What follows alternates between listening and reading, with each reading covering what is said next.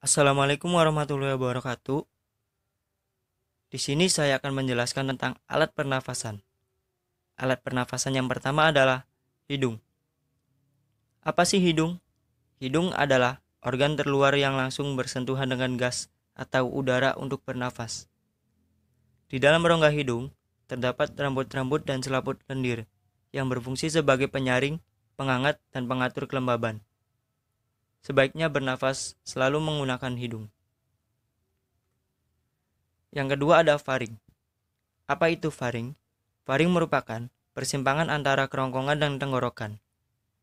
Faring juga terdapat katup yang disebut dengan epiglotis yang berfungsi sebagai pengatur jalan masuk ke kerongkongan dan tenggorokan. Yang ketiga ada laring. Apa sih laring? Laring merupakan daerah kotak suara dengan selaput suara yang menjadi penghubung untuk faring dan trakea. Yang keempat ada trakea. Trakea merupakan penghubung luring dengan bronkus dan menjadi jalan bagi udara dari leher ke bagian dada. Yang kelima ada bronkus. Apa itu bronkus? Bronkus adalah cabang dari trakea dan memiliki bentuk serupa, yakni cincin, dan tersusun atas tulang rawan. Ada dua bronkus yang terdapat pada sistem pernafasan, yakni bronkus kanan dan bronkus kiri. Bronkus kanan berhubungan langsung dengan paru-paru sebelah kanan dan bronkus kiri berhubungan langsung dengan paru-paru sebelah kiri. Bronkus sendiri memiliki fungsi yang pertama, menghasilkan dahak untuk mencegah iritasi pada bronkus. Yang kedua, mengeluarkan debu dan partikel asing dari paru-paru. Yang ketiga, membantu paru-paru bernafas lebih cepat ketika lelah. Yang keenam, ada paru-paru. Apa itu paru-paru? Paru-paru adalah organ utama pada sistem pernafasan pada manusia dan berhubungan dengan sistem peredaran darah dan juga sistem ekskresi. Fungsi paru-paru sendiri yaitu untuk mengolah udara yang dapat dari atmosfer sehingga bisa cukup baik untuk masuk ke aliran darah. Barulah setelah oksigen masuk ke aliran darah, oksigen akan diedarkan ke seluruh tubuh. Selanjutnya yang ketujuh ada diafragma. Apa itu diafragma? Diafragma merupakan otot yang berada pada bagian dasar internal skeletal antara rongga dada dengan rongga perut yang berperan dalam proses pernafasan. Adapun fungsi dari diafragma, yang pertama sebagai bagian dalam proses pernafasan. Diafragma ini mengatur masuk dan keluarnya udara dari dalam dan keluar tubuh melalui kontraksi dan relaksasi. Yang kedua, fungsi non-pernafasan, diantaranya seperti untuk membantu mengeluarkan muntah, feses, urin, serta kegiatan lain yang membutuhkan peningkatan tekanan bagian rongga perut. Yang ketiga, diafragma juga dapat mencegah pengaliran cairan asam dari lambung ke esofagus dan kerongkongan. Yang keempat, kontraksi diafragma secara tiba-tiba bisa menyebabkan fenomena disebut dengan cegukan. Halo teman-teman, perkenalkan nama saya Laila Nur Fauzia dari kelas 2 DPG SD. Di sini saya akan menjelaskan materi mengenai alat pencernaan. Apa itu alat pencernaan? Alat pencernaan merupakan jaringan organ yang bekerja untuk mencerna makanan. Nah, selama dalam saluran pencernaan, makanan akan mengalami proses pencernaan, baik secara mekanik maupun secara kimia. Pencernaan secara mekanik adalah proses pengubahan makanan dari bentuk besar atau kasar menjadi bentuk yang lebih kecil atau halus. Nah, proses itu terjadi di dalam mulut dengan bantuan gigi dan lidah. Pencernaan secara mekanik juga terjadi di dalam lambung dengan bantuan gerak peristaltik dinding lambung sehingga makanan seperti diaduk. Sedangkan pencernaan secara kimia adalah proses pengubahan zat makanan dari bentuk yang kompleks menjadi bentuk yang lebih sederhana dengan bantuan enzim pencernaan. Misalnya saja, pengubahan protein menjadi asam amino yang dilakukan oleh enzim tripsin. Nah, untuk dapat mengolah berbagai macam senyawa tersebut, sistem pencernaan kita terdiri dari berbagai macam organ yang fungsinya melakukan penguraian mekanik dan kimiawi. Di antaranya adalah mulut, kerongkongan, lambung, usus halus, usus besar, hingga anus. Yang pertama ada mulut. Mulut merupakan sistem pencernaan yang akan melakukan proses pencernaan paling awal. Di dalam mulut, ada gigi dan lidah yang akan menghancurkan makanan secara mekanik. Di saat yang sama, enzim di dalam ludah kita yang dihasilkan oleh kelenjar ludah mulai memutus rangkaian-rangkaian polimer di dalam makanan. Setelah makanan yang dikunyah sudah cukup halus, muncul dorongan untuk menelan makanan tersebut. Proses menelan ini adalah tahapan kedua dari proses pencernaan, yaitu propulsi.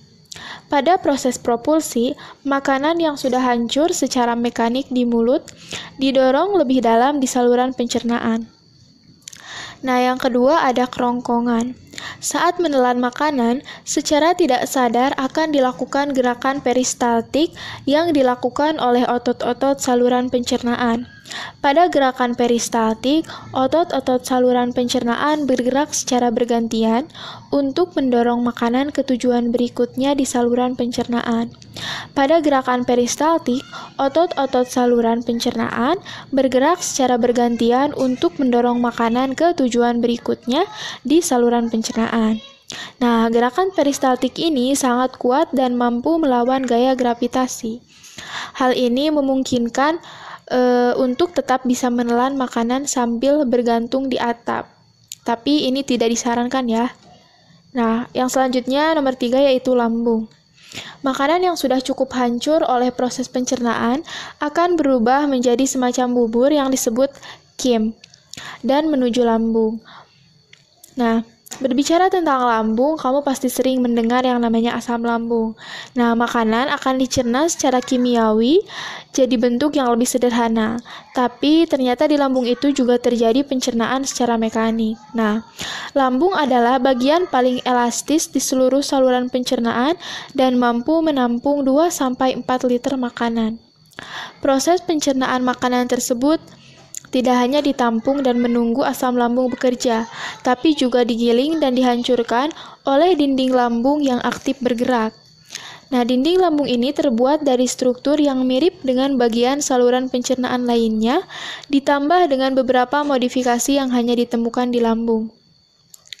Mirip saluran pencernaan lainnya, dinding lambung ini terdiri dari 4 lapisan utama, yaitu lapisan mukosa, submukosa, muscularis externa, dan serosa. Nah, di lambung ini ada lapisan muskulalit itu yang sangat tebal. Ada lapisan otot halus tambahan yang bantu di dinding lambung untuk secara aktif menggiling dan menghancurkan makanan yang masuk ke lambung. Untuk yang keempat yaitu usus halus. Nah, walaupun sangat hebat dalam menghancurkan zat-zat makanan, lambung tidak bisa menyerap zat-zat tersebut.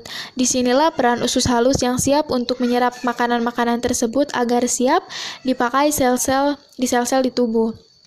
Nah, usus halus ini terdiri atas usus 12 jari, yaitu melakukan proses pencernaan secara kimiawi, usus kosong, yaitu usus tempat sebagian besar penyerapan zat-zat makanan terjadi, usus absorpsi atau ilem, yaitu usus tempat terjadinya penyerapan zat-zat khusus seperti vitamin. Di usus masih terjadi proses pencernaan lanjutan, baik secara mekanik lewat gerakan peristaltis maupun kimiawi dengan enzim-enzim yang ada di dalamnya. Pada proses pencernaan, usus mendapatkan bantuan dari hati, kantong empedu, dan pankreas. Untuk yang kelima yaitu usus besar. Nah, di usus besar ini terjadi penyerapan air dan pembusukan sisa makanan. Usus besar sendiri terdiri dari 3 bagian yaitu kolon, rektum, dan anus. Ukurannya jauh lebih pendek dibandingkan dengan usus halus, yaitu sekitar 1,5 meter, tapi diameternya 2 kali lebih besar. Ketika masuk ke usus besar, sebagian besar nutrien yang bisa diserap oleh tubuh sebenarnya sudah diserap oleh usus halus. Fungsi utama dari usus besar adalah menyerap sisa-sisa air yang ada di feses dan menyimpan feses tersebut sampai dia siap untuk keluar dari tubuh kita.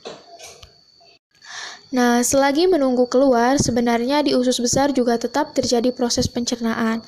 Tapi di usus besar, pencernaan bukan dilakukan oleh enzim-enzim, tapi dilakukan oleh bakteri-bakteri yang hidup di dalam usus besar. Bakteri-bakteri ini akan mencerna bagian kim yang tidak bisa dicerna oleh tubuh dengan menggunakan ribuan enzim yang bisa mereka buat sendiri. Nah, proses ini akan menghasilkan vitamin-vitamin penting dan asam lemak yang masih bisa diserap oleh usus besar. Selain itu, bakteri ini juga menghasilkan gas-gas seperti karbon dioksida, metana, hidrogen sulfida, dan merkapten. Nah, untuk yang keenam yaitu anus. Makanan yang sudah selesai diproses pasti harus dibuang agar tidak menumpuk di dalam tubuh. Maka dari itu, anus menjadi organ terakhir untuk membantu pembuangan sisa makanan atau defekasi. Itulah proses pencernaan di tubuh kita. Ingat ya, pencernaan ini terjadi di saluran pencernaan kita yang terdiri dari mulut, esofagus, lambung, usus halus, usus besar, dan anus. Itu saja yang dapat saya sampaikan, kurang lebihnya mohon maaf. Terima kasih.